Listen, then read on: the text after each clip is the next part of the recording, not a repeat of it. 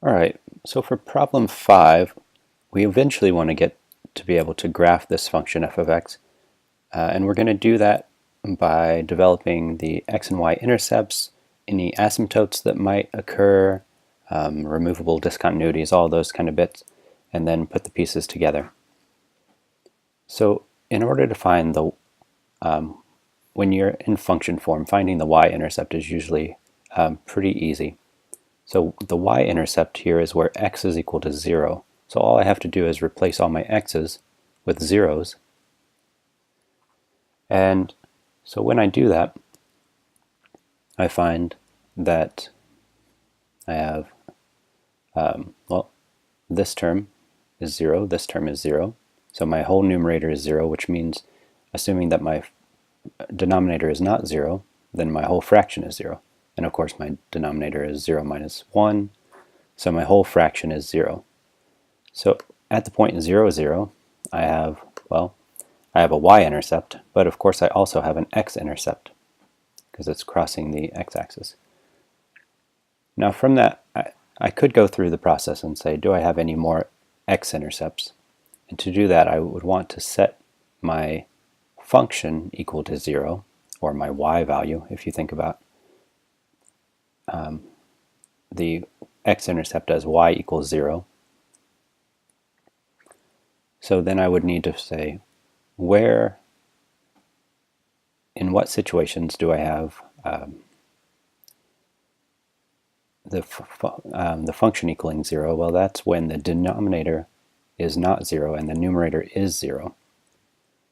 So you can see here in my factored form, if I look at my factored form, I would have one factor here where if I put in 0, it makes my numerator 0, and also another one where I put in 1. But if I put in 1, my numerator becomes 0 and my denominator becomes 0. So I don't have another intercept. But in fact, that tells us something, right? That tells us that we have a problem. We have a discontinuity there. And discontinuities occur when my denominator is equal to 0. So this is just a form to kind of see, as I change my value of a, which is my x value in this case, notice my numerator value evaluates here, my denominator evaluates here, and then my full fraction here. So as I approach 0,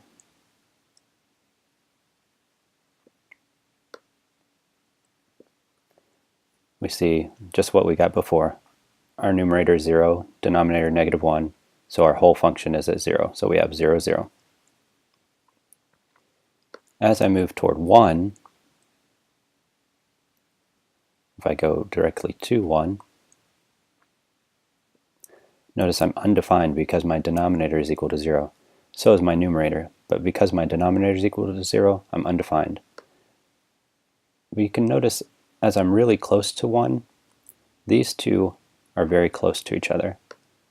And as I go slightly past 1, these are again very close to each other.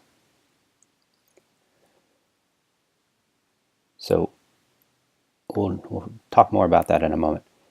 And notice my other denominator, x plus 1, the other factor in my denominator, can tell me that if I go to x is negative 1,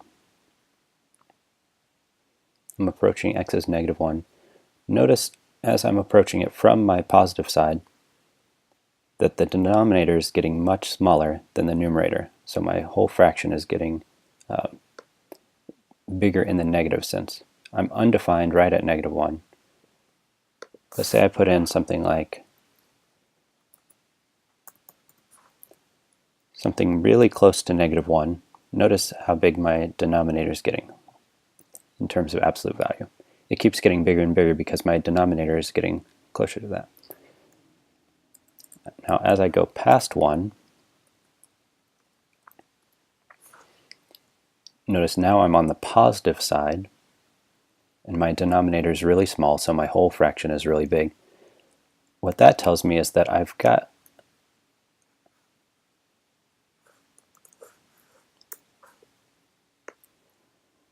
that at -1,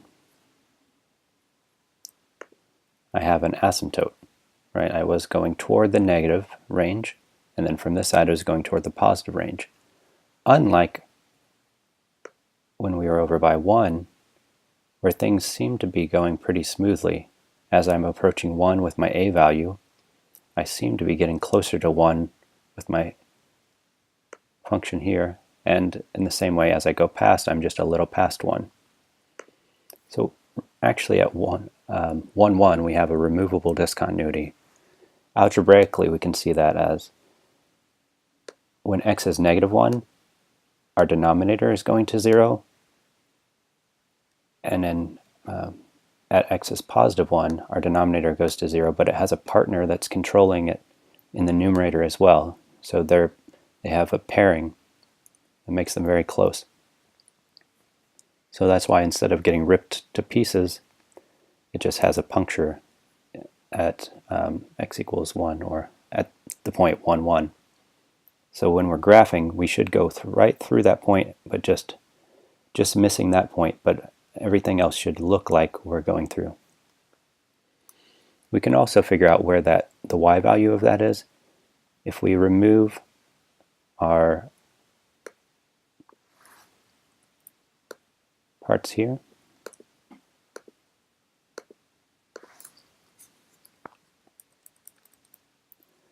then this is our reduced form. In our reduced form, if I put in 1 for x, I'm getting 2/2, which is 1 for my y value. Okay, so we have a vertical asymptote, we have a removable discontinuity. We know that the degree is the same for both of them, so we should be expecting a horizontal asymptote.